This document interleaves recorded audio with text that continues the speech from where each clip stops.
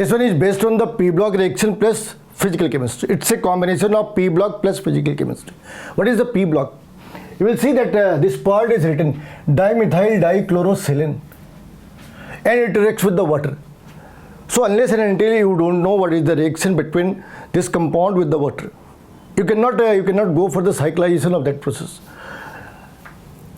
तो तुम्हें स्टार्ट करना है उस वाली रिएक्शन के साथ. ये जो कंपाउंड है ना, इस कंपाउंड के फॉर्मूले में ऐसे लिखते हैं, ये 2 क्लोरीन है और इसके 2 CH3 है. इस कंपाउंड को अगर तुमने वाटर के साथ रिएक्ट करा तो इस पूरे प्रोसेस के अंदर होना क्या है, इस HNaCl के साथ बॉन्ड बना लेनी है, इस HNaCl के साथ बॉन्ड बना लेनी है और अपने पास 2 चीज़ें आ जानी है. CH3 ये पहले पार्ट की तरह है, लेकिन अब यहाँ पे आगे 2 OH और ये टेट्रामर बना रहे. इसने खुद ही एक्सेप्ट करा कि ये टेट्रामर बना रहे, यानी ऐसे 4 मॉलिक्यूल हमने पकड़े और वहाँ से हमने वाटर बाहर निकाल दी, उसकी साइक्लाइजेशन कर दी. तो अगर एक में ऐसे है, एक में 2 ऑक्सीजन है तो 4 में हो गए कितने, 8. और उस पे से अगर हमने 4 वाटर मॉलिक्यूल्स हटा दिए तो कितने ऑक्सीजन रह गए, 4. फिर से देखो यहाँ पे एक में कितने ऑक्सीजन है, 2. तो 4 में कितने ऑक्सीजन हो गए, 8. 8 ऑक्सीजन हो गए माइनस अगर हमने 4 H2O कर दी तो फाइनली उस कंपाउंड के अंदर 4 ऑक्सीजन होनी चाहिए. और सिलिकॉन कितने होंगे, 4. और ये कितनी होनी है, ये हो जानी है 8, ये हो जानी है 8. अगर हमने इसको 4 से मल्टीप्लाई करा तो यहाँ पे ऑक्सीजन में फ़र्क आना है, सिलिकॉन और CH3 के अंदर फ़र्क नहीं आना. अगर 4 यूनिट ने कंबाइन करा तो 4 मल्टीप्लाइड बाई 2 तो 8 CH3 हो गए, 4 SI हो गई और 4 ऑक्सीजन आ गए, क्योंकि 4 ऑक्सीजन वाटर के साथ बाहर आ गई. तो ये हमें मिलके दिखेगा कैसा, ये हमें मिलके दिखेगा इस तरीके का, ये हमें ऐसा दिखेगा SiOSi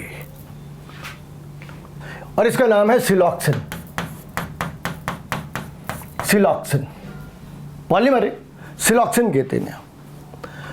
और इस वाली केस में होना क्या है, बेसिकली ये जो बॉन्ड है ना, ये बॉन्ड केमिकली इनर्ट है, फ्लेक्सिबल है और मैकेनिकल स्ट्रेंथ भी है, मीन्स स्ट्रॉन्ग भी है. तो ये स्ट्रॉन्ग है, फ्लेक्सिबल है, इनर्ट है. अब ऐसी चीज़ है अगर ये तीनों क्वालिटी एक साथ हो तो इसकी बड़ी सारी सिंथेटिक एप्लीकेशन हो सकती है. अब इनके मॉलिक्यूलर वेट निकालने बहुत मुश्किल काम तो है नहीं. सिलिकॉन कितने, सिलिकॉन है 4, तो 4 मल्टीप्लाइड बाई 28 करी. CH3 को 15 यूनिट लगा ली तो 15 मल्टीप्लाइड बाई 8 लगा ली. ऑक्सीजन 16 मल्टीप्लाइड बाई 4 लगा ली. इन सबको जब तुमने ऐड करा तो 296 आ जाती हैं. तो इस वाली पार्ट में बहुत मुश्किल था नहीं, यहाँ तक आना थोड़ा मुश्किल काम है. बाकी चीज़ें बहुत ही आसान है. ये कह रहे कि जो कंपाउंड है, जो टेट्रा साइक्लिक कंपाउंड है, टेट्रामेरिक कंपाउंड है, इसमें एक्चुअली 75% का यील्ड है. ये 75 है, 296 इसकी एक्चुअल वेट है. लेकिन अगर ये 75% ही हो तो इसका ये मतलब है कि अगर तुमने अप्रॉक्सीमेटली से 300 ले लिया, अप्रॉक्सीमेट 1/4 करी तो ये कितनी आ गई, ये आ गई 75. तो 75 ग्राम की वेस्टेज है, 75 ग्राम के अप्रॉक्स की वेस्टेज है. तो इससे अगर हमने 75 सब्सट्रैक्ट कर दी तो 222 आंसर आ जाना है. ये हमने अप्रॉक्स बनाया, तुम उसे एग्जैक्ट भी बना सकते.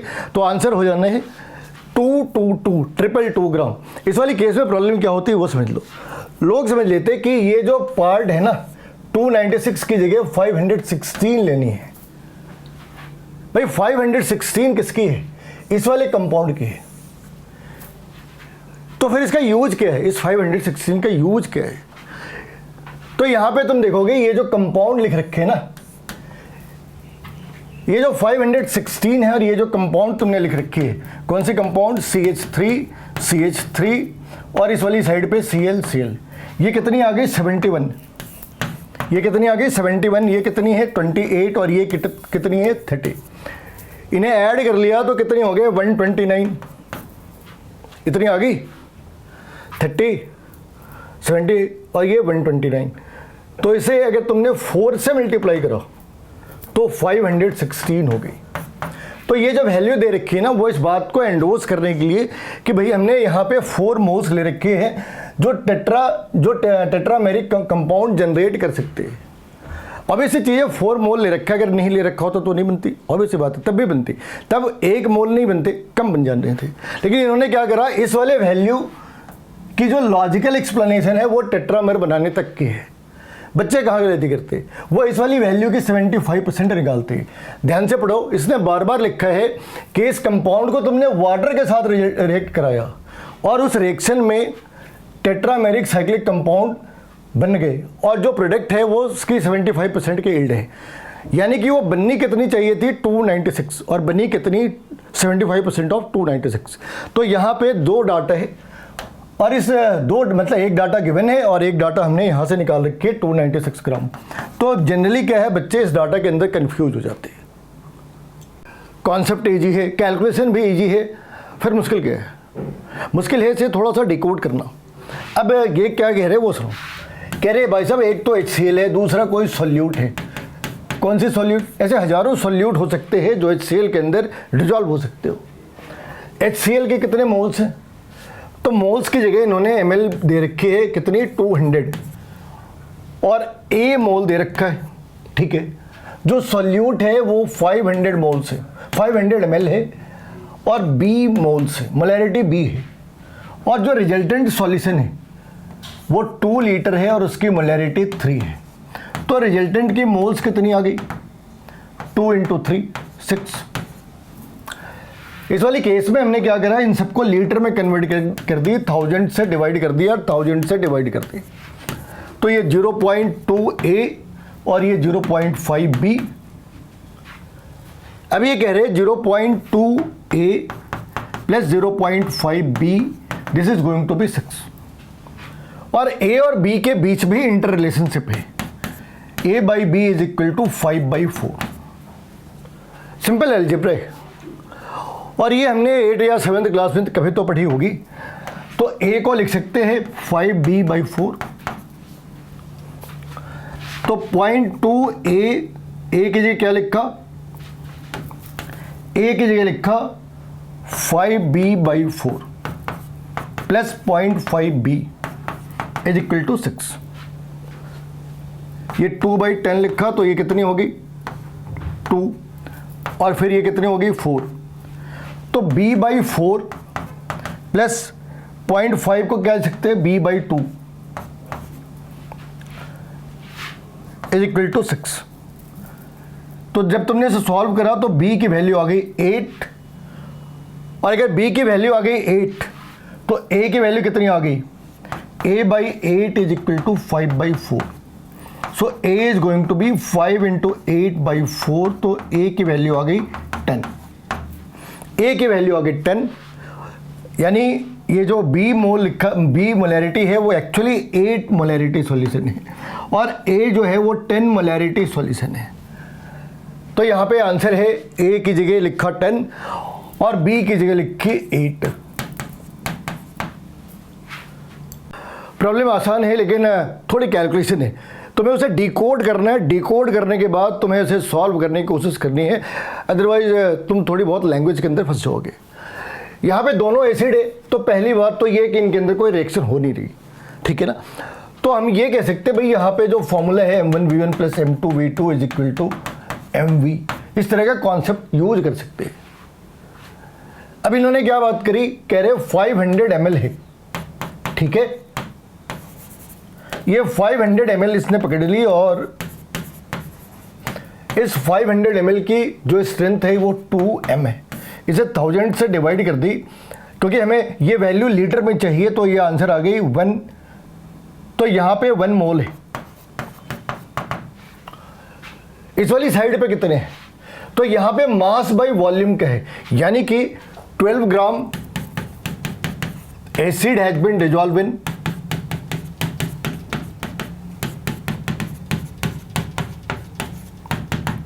100 ml ऑफ सॉल्यूशन। तुम्हें इस चीज का ध्यान रखना है। कि 12 gram of acetic acid has been dissolve in 100 ml of the solution. तो अगर हमने इसकी मोलैरिटी निकाली तो 12 ग्राम है, इसकी मॉलिक्यूलर वेट कितनी है 60, वॉल्यूम कितनी है 100, और हमने इसे 1000 से डिवाइड करना है।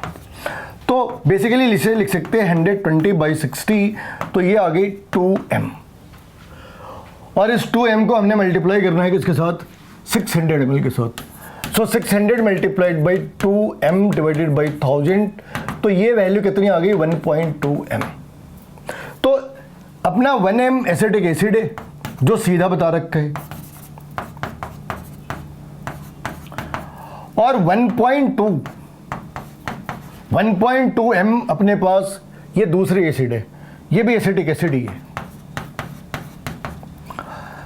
तो इसकी मोलैरिटी कितनी होगी, तो moles by volume, total moles by volume करते, टोटल मोल्स कितने हो गए, टोटल मोल्स हो गए 1.0 प्लस 1.2 डिवाइडेड बाई 500 प्लस 600 1100, तो 1.1 लीटर। तो ये 2.2 डिवाइडेड बाई 1.1, तो आंसर हो गई 2m, आंसर हो गई 2m, ऑप्शन नंबर 3 सही आंसर है। इस वाले क्वेश्चन में तुम 2-3 जगहों पे फंसोगे। पहले तुम्हें यही नहीं पता कि जो रेसिन है उसके अंदर जो Ca है और उसके हाइड्रोजन के साथ क्या मोल रेशियो है, पहली बात। और जो दूसरा पार्ट है जहाँ पे तुम्हारे फंसने के चांसेस है वो ये कि जब तुमने पार्ट पर मिलियन निकाला तो बेसिकली उसका फॉर्मूला क्या है, उस फॉर्मूले का इस वाले डाटा से क्या लेना देना है। तो यहाँ पर हमें 2-3 चीज़ें चाहिए। पूरी कहानी है कि एक हार्ड वाटर है, ठीक है, फिर क्या करा, आयन एक्सचेंज के अंदर हमने रेसिन डाल दी, फॉर्मूला क्या है RCH2, ठीक है। फिर इसमें इतनी जो है ना ये NaOH हमने यूज करी। अब हमें ये सोचना होगा NaOH के साथ यहाँ पे एक कैल्शियम की हार्डनेस निकालनी है, इसकी हार्डनेस निकालनी है। यहाँ देखो क्या क्या दे रखा है, कैल्शियम की हार्डनेस निकालनी है, ओके। RNH2 दे रखा है, RH2 दे रखा है, और फिर इन्होंने बात करी सोडियम हाइड्रोक्साइड की। ऐसा लग रहा कि सारी बातें एक दूसरे से रिलेटेड नहीं है, बस जो अनरिलेटेड है उसे रिलेट करना ही साइंस है, ठीक है ना। तो यहाँ पे हमें इन अनरिलेटेड चीज़ों को आपस में रिलेट करना है। तो कहानी स्टार्ट होती है यहाँ से कि भाई साहब पहले ये देखते कि ये जो रेसिन है इसने रिएक्ट करा कैसे। इसने ऐसे रिएक्ट करा, इसने ऐसे रिएक्ट करा कि ये इसने बनाई RCA, और यहाँ पे 2 या RCA प्लस 2H पॉजिटिव। लेकिन अभी खेल बाकी है।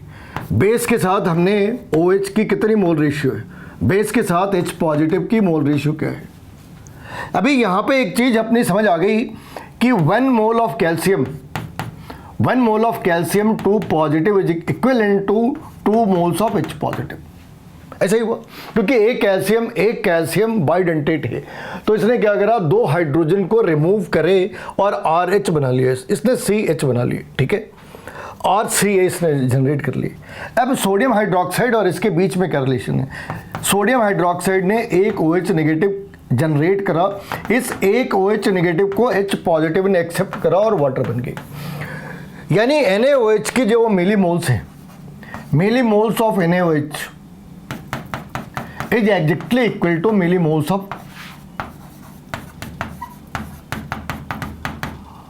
और यहां पे एक चीज और भी कर सकते हैं कि जितनी मिलीमोल्स H पॉजिटिव की है इसकी हाफ कर दे तो कैल्शियम निकल जानी है। अगर हमने इसको हाफ कर दिया, इस वाली वैल्यू को हमने हाफ कर दी तो कैल्शियम की निकल जानी है। अगर ये 4 मोल है तो यहाँ पे 2 मोल हो जानी है। तो हमने क्या करा, इस वाले की हाफ कर दी, 4/2 कर दी, ऐसा कर दिया। तो इस वाली पार्ट के अंदर अपने पास सोडियम हाइड्रोक्साइड के मिलीमोल्स बड़े आसानी से निकाले जा सकते हैं।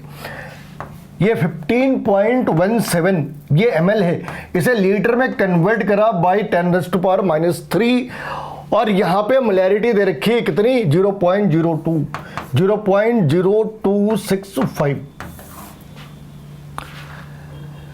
अब ये जो वैल्यू है ना, इसे कैलकुलेट करोगे तो ये 4.01 इंटू 10⁻⁻⁴ मिलीमोल्स हो जाती है। तो अगर सोडियम हाइड्रोक्साइड 4.01 इंटू 10⁻⁴ मिलीमोल्स है, तो इतने ही हाइड्रोजन पॉजिटिव भी होने हैं, इतने ही हाइड्रोजन पॉजिटिव भी होने हैं। पूरी कहानी समझ आ रही है? पहले हमने रेसिन ली, रेसिन में क्या हुआ, एक कैल्शियम ने 2 हाइड्रोजन को सब्स्टिट्यूट करा, फिर क्या हुआ, फिर जो हाइड्रोजन जनरेट हुए वो कितने जनरेट हुए ये आइडेंटिफाई करने के लिए सोडियम हाइड्रोक्साइड यूज करी। हमें ये आइडिया लगा कि सोडियम हाइड्रोक्साइड के मिलीमोल्स H पॉजिटिव के मिलीमोल्स के बराबर है, लेकिन H पॉजिटिव के मिलीमोल्स को हाफ से डिवाइड कर दी, मल्टीप्लाई कर दी, हाफ से मल्टीप्लाई कर दी, तो कैल्शियम के मिलीमोल्स आ जाने हैं। तो अभी हम लोग उस वाली साइड पे जा रहे हैं जहाँ पे हमने सोडियम हाइड्रोक्साइड और H पॉजिटिव, सोडियम हाइड्रोक्साइड और H पॉजिटिव का आइडिया लगा लिया। इनकी वैल्यू आ गई 4 इंटू 10⁻⁴। अभी मामला कैल्शियम का है, तो कैल्शियम 2 पॉजिटिव की वैल्यू हो गई 2 इंटू 10⁻⁴ मिलीमोल्स। ये इतने मिलीमोल्स हैं। हमने क्या करना है, हमने इसकी पार्ट पर मिलियन निकालनी है, हार्डनेस निकालनी है पार्ट पर मिलियन में। तो पार्ट पर मिलियन को साधारण भाषा में, जनमानस की भाषा में, है ना, उसे हम कह सकते हैं weight in the milligram, weight in milligram divided by litre. तो यहां पे वॉल्यूम कितनी है, यहां पे वॉल्यूम 100 ml है, तो 100 ml का मतलब 0.1 लीटर है। वॉल्यूम तो दे रखी है, हमें वेट निकालना है, लेकिन वेट निकाले कैसे, मिलीमोल्स दे रखी है ना, वहां से वेट निकाल सकते हैं। तो तुमने मिलीमोल्स में मिलीमोल्स को वेट में कन्वर्ट करा, and this can be converted bye 2 into 10⁻⁴ multiplied by 40 is the weight of calcium. So this will generate 8 into 10⁻⁻3, 8 into 10⁻⁻3 gram. This can be written as 8 into 10⁻⁻3 gram or 8 milligram. Now because it's a 8 milligram and we need the weight in the milligram, so this 8 can be written like 8 milligram divided by 0.1 liter. This is going to generate the part per million which is very close to 80 ppm. So 80 ppm means this is, because I have approximated the data here, so it can be 80.5. So answer is option number 2.